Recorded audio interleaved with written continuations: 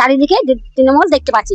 আমাদের কাছে দিদিমণি আছে, দিদিমণিকে আমরা অনেক ভোট দেবো। হ্যাঁ, আসন অনেকটাই বাড়বে। আগে যা সিট ছিল তার থেকে যা মনে হচ্ছে, যা হাওয়া তার থেকে মনে হচ্ছে যে অনেক আসন সংখ্যা বেড়ে যাবে এবার। আমরা যেটাই দেখছি চারিদিকেই দেখছি তৃণমূল, শুধু কিছু প্রাক পেস্টুন বিজেপির চারিদিকে আছে, কিন্তু এছাড়া আমরা নতুন ভাবে কিছু পাচ্ছি না।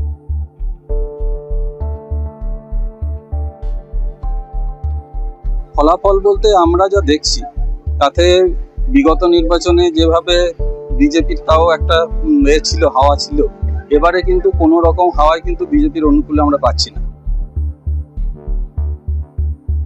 মমতা আগে থেকে অনেক সিট মনে হচ্ছে বেশি পাওয়া যাবে। ফলাফল তো আমরা যা দেখছি চারিদিকে শুধু তৃণমূল আর তৃণমূল, বিরোধীদেরকে তো খুঁজে পাওয়া যাচ্ছে না। প্রথম হয়তো 2-4 দিন দেখছিলাম যে বিরোধীরা দু এক জায়গায় প্রচার করছিল, কিন্তু এখন তো আমরা যেখানে দেখছি সব জায়গাতেই তো দেখছি বা অনেকের আশা আছে যে মমতাই জিতবে। বিশেষ করে গ্রামগঞ্জের মানুষজন একদমই তৃণমূল, এবং তারা শুধু দিদিকে চাই, দিদিকে চাই, দিদিকে চাই, এই একটাই স্লোগান চারিদিকে আছে। তৃণমূল ছাড়া অন্য কোনো দলকে তো প্রচারও আসতে দেখছি না, বা অন্য কোনো জায়গায় দেখছি না। এবারে ভাই ভোটের লড়াই এই এখানেই দেখবো।